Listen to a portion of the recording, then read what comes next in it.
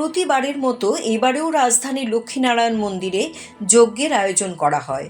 মূল মন্দিরের সঙ্গে অবস্থিত শিব মন্দিরের প্রতিষ্ঠা দিবস উপলক্ষে প্রতি বছর 22শে ডিসেম্বর এই যজ্ঞের আয়োজন করা হয়। এবারের এর ব্যতিক্রম হয়নি। সকাল থেকে যজ্ঞ শুরু হয়, চলতে থাকে রাম সীতার নামে কীর্তন।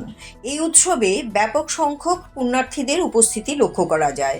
বিশেষ করে মহিলাদের উপস্থিতি ছিল লক্ষণীয়। অনেকেই যজ্ঞে আহুতি দেন। এদিকে উপস্থিত ভক্তবৃন্দের মধ্যে শুকনো প্রসাদ বিতরণ করা হয়। যজ্ঞের জন্যে অস্থায়ীভাবে যজ্ঞ কুণ্ড নির্মাণ করা হয়েছে, সেটি সুন্দরভাবে সাজিয়ে তোলা হয়। এবার নিয়ে ৬৮ বারের মতো সমস্ত জীবজগতের শান্তি কামনায় এই যজ্ঞ অনুষ্ঠিত হয়। এই যজ্ঞানুষ্ঠান ঘিরে লক্ষ্মীনারায়ণ বাড়ি চত্বরে এক আধ্যাত্মিক পরিবেশের সৃষ্টি হয়েছে।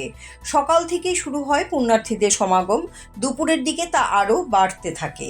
আমরা মানুষের শান্তি চাই, শান্তিভাবে ঠাকুরই কামনা করি। আমরা প্রায়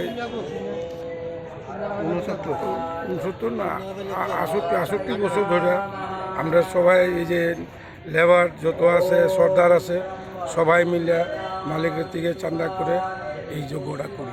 12 ঘন্টা প্রোগ্রাম হয়। আর কি থাকবে অনুষ্ঠানে আজকে? অনুষ্ঠান এই হরিনাম যে হইতে আছে এইটাই, শিবজাগ প্রসাদ হইল ওই আমরা নকুলদানা, চিরা, কলা, এটা আমরা মানুষের প্রসাদ দিই। কি নাম আপনার? আমার নাম বালরাজ সাহানি।